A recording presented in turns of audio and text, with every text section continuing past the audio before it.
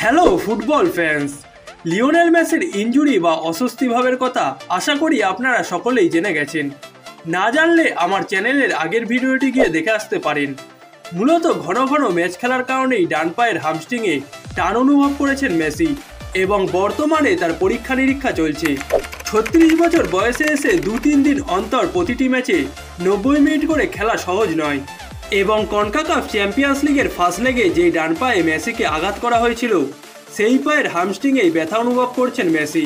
যদিও এটাকে এখনই ইনজুরি বলা যাবে না, কারণ মেসি হামস্ট্রিংয়ে টান অনুভব করার সাথে সাথে টাটা মার্তিনো তাকে মাঠ থেকে তুলে নেন, যার কারণে এখন শুধু তার ব্যথাটাই আছে এবং পরীক্ষার পরই এ বিষয়ে ভালো করে জানা যাবে। তবে মেসি যদি ম্যাচটিতে ব্যথা নিয়ে পুরো 90 মিনিট খেলতেন তবে ইনজুরিতে পড়ে যেতে পারতেন তিনি। 50 মিনিটে সতর্ক হয়ে মাঠ ছাড়াটা তার এবং মায়ামি দুই পক্ষের জন্যই ভালো সিদ্ধান্ত ছিল। তবে কাল রাতে মায়ামি আবারও মাঠে নামতে চলেছে। MLS-এর পরবর্তী লিগ ম্যাচে ডিসি ইউনাইটেডের বিপক্ষে আগামীকাল রাত 11:30টায় মাঠে নামবে মায়ামি, যেই ম্যাচে মেসি খেলার সম্ভাবনা নেই বললেই চলে। মায়ামির কোচও সেটাই জানিয়েছেন, যার কারণে মায়ামির জন্য বড় চ্যালেঞ্জ হবে এই ম্যাচটি। সুয়ারেজ, বুস্কেস ও জর্ডি আলবাদের নিয়েই এই ম্যাচে খেলতে হবে মায়ামিকে। আমার মনে হয় সুয়ারেজ, বুস্কেসদেরও এই ম্যাচে রেস্টে রাখা উচিত, কারণ তাদের বয়সটাও কম নয়। তবে টেবিলে শীর্ষস্থান ধরে রাখতে হলে ম্যাচটিতে অবশ্যই জিততে হবে মায়ামিকে এবং মেসি, সুয়ারেজ, বুস্কেসদের ছাড়া যেটা মায়ামির দ্বারা সম্ভব বলে মনে হয় না। গেল ম্যাচে মায়ামি মন্ট্রিয়ালের কাছে হেরেছে।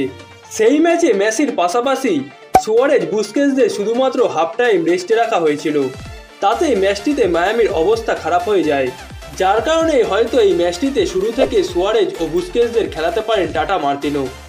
ডিসি ইউনাইটেড মূলত মায়ামির মতনই একটি দল, যাদের শক্তি ক্ষমতাও মেসিকে ছাড়া অনেকটা মায়ামির মতন।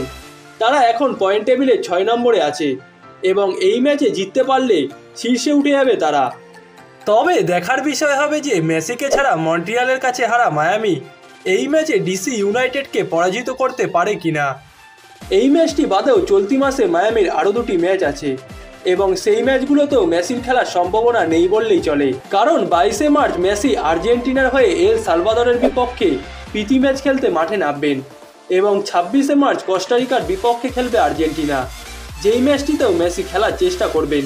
তবে এই ম্যাচ দুটি খেলে আবার 31 তারিখ মায়ামির জার্সিতে মাঠে নামবেন না মেসি, তাকে সেই ম্যাচটিতে রেস্টে রাখা হতে পারে, যার কারণে চলতি মাসে বাকি থাকা 3টি লিগ ম্যাচে মেসিকে পাবে না মায়ামি এবং এই 3টি লিগ ম্যাচ মেসিকে ছাড়া অগ্নি পরীক্ষা হবে মায়ামির জন্য।